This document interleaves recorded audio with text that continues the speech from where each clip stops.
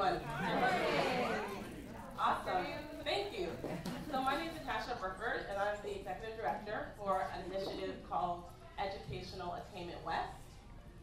And Educational Attainment West is funded by Youth Challenge Fund.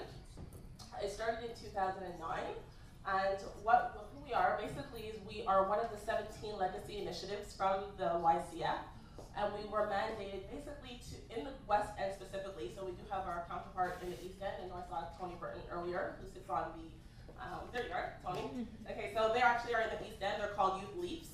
And so in the West End, we're EAW, and we are here to support, we're supports for racialized and criminalized youth who are insufficiently supported by existing school and community systems. So really, we're just trying to increase the awareness and the importance of education among racialized youth. We've been working, like I said, in 2009, and we've been, in the last year and a half, developing what this looks like. We've had several consultations with community members, with youth. We've had what we called focus days, because we wanted, like ACT, we wanted to find out what the youth are saying about their education. ACT actually is one of our biggest partners, and I also sit on the youth survey committee of ACT, and we used some of the stuff that came out of the youth survey report to also guide our work. So again, like noise, this is sort of the action side of all of the research and the statistics and the data that ACT is coming out of. So EAW is in 5 of the priority communities, which includes Jane and Finch, Rexdale, Weston Mount Dennis, Westminster Branson, and Lawrence Heights. And so we've worked, and you had actually surveys, focus groups in those 5 communities over the last year and a half to really talk to the youth and see what they're saying. We've worked with youth in school, but also youth who have been completely disengaged from school. So youth who have been have dropped out or have been pushed out of school as well. So our mission. So our mission is it's a model of coordinated approach of bringing youth, community supports, and educational bodies together to give marginalized and racialized youth, primarily from the African diaspora, better learning opportunities.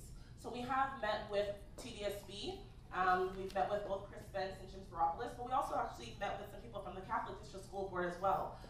Mainly, however, we want to work in communities because we know the importance of community organization. But at this point, because I know that people brought up Catholic District School Board as well when we had our first conference.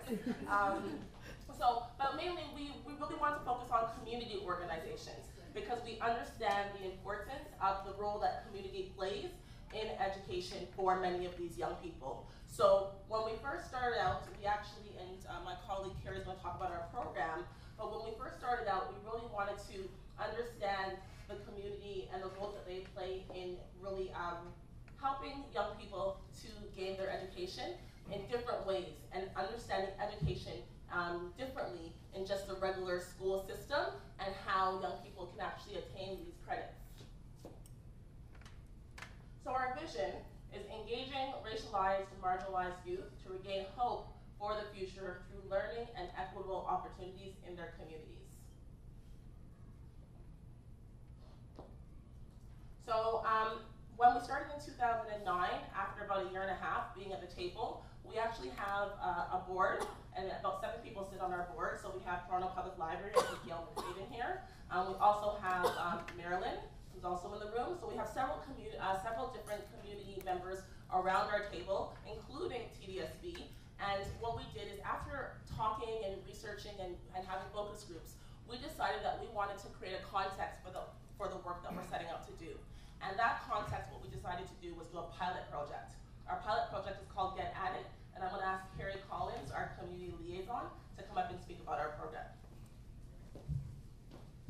Thank you, Natasha. Good morning, everyone. So, Get At It program, which means gaining empowerment through alternative teachings and innovative techniques, which we came up with our programming committee. We decided to do that, and we incorporated a curriculum that integrated life skills and innovative art-based approaches. Reason being, with the beautiful statistics from ACT, we realized that a lot of the community support that's needed for our youth is not there. We have so many organizations within the West End, but they're not connected. So we see that we have youth that needed some support, and they will go to one organization and that organization would lend support this far and then probably refer them to another one. And in that referral, we lost that youth because there was no one to support them in that transition. So we realized that these are the gaps that exist. So in developing the curriculum and in the context, we did the program to find out, okay, what's happening? So when we started with the curriculum and the youth came aboard, we were hit with a brick wall. We realized that there were external problems to them getting their education. So some of them saying, listen, I don't have anywhere to sleep, I don't have food to eat, I can't do this, I need to support my family, and you're telling me about going to school. I can't do all of these things when I have these issues that are right now that I need to address. So these is some of the learnings that we learned from the context of the Get At It program. So it really gave us that context to say, okay, wow, this is why our youth are not attending school, or when they're in school, they're not focused or they're not paying attention, is because of these barriers that came up while we were looking at the program. So it provided a variety of activities and opportunities to foster positive youth development. So in that whole Get At It program, we use arts-based mediums to help to understand why these youth or what these youth are going through. So it was pretty intense. It was more of a relationship building piece with our youth and understanding. So not just the data that ACT has put together, but putting a human face to those numbers, understanding who those numbers represent. So that's what we were able to do with the Get At It program. This is just it's a 2-minute video from one of our participants, and this was his driving force to go back to school. We don't have much audio, but I hope we can hear.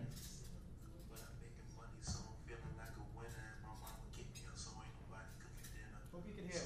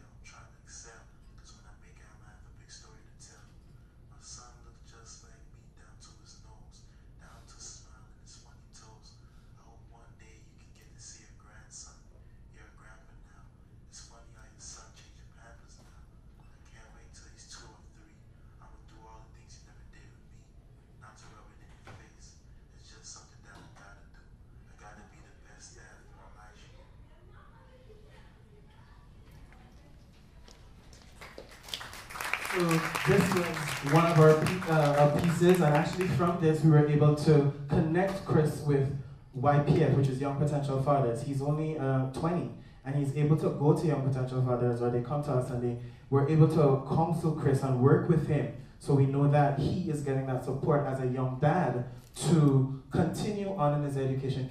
Chris is right now trying to do his GED because he was out of school. So he's back doing his GED, hoping to finish very soon and looking to start college in September. So most of our participants went through either digital storytelling, different stuff, and we're able to, so these are some of the faces. So in that video, we were able to pull that, yes, parental support is needed. As you see, he said his mom was working, he wished she had curfew. So there are all these gaps, again, with student supports that are missing. So where are the organizations that exist that provide these supports that are not working together? So this is where our action process comes in. Thank you, Carrie. And so now that we've actually concluded our pilot project, which was about 4 months, really what EAW is positioned to do now is what we call service coordination.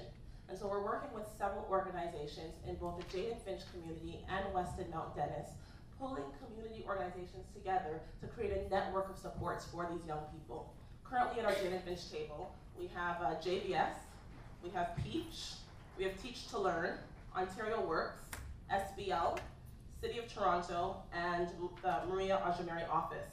And so how, and TV Engagement Center, sorry, Engagement Center, sorry, Sue. And how that's working is we're bringing these organizations together because through the pilot project that we did over the last 4 months, and many of these young people who are still with us now through internships, we've learned, like Carrie said, that there's issues such as mental health, there's issues such as homelessness, issues of academic achievement and disengagement, issues of young parenting, issues of identity, and of course, unemployment. And very much like Henry said in the beginning of this presentation, the community sort of replicates the teacher and student relationship.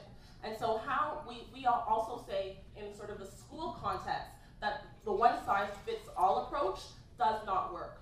And so as a community, I urge us to continue and think about the same thing, is that one organization cannot serve all of the supports that a young person needs. And so even at the table, the discussions that we're having is, it's not enough, because we do have a database, but it's not enough for us to give you a database of the 209 organizations that exist in Jane and Finch. Because what we realize is that these community organizations have to trust one another by knowing about one another and by working together. So that at the end of the day, just like Carrie just said, when we met with Chris, and we said, he had an issue on young parenting, we were able to go to young potential fathers and say, please help this young man. So we're really encouraging that at our tables, both in Jane and Finch and Weston Mount Dennis, to continue that conversation so that organizations with schools can work together.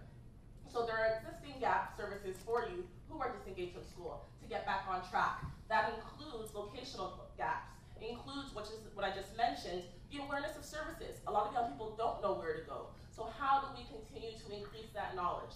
And of course, age eligibility. So again, I know that we're past time, so really just to sum up everything is Educational Attainment West. I urge you, if you do want to join the table, our next meeting, I believe, is July 12th. And again, we just want to continue to take the data and really implement it. So again, the people that we all are trying to serve, which is the young people, are successful.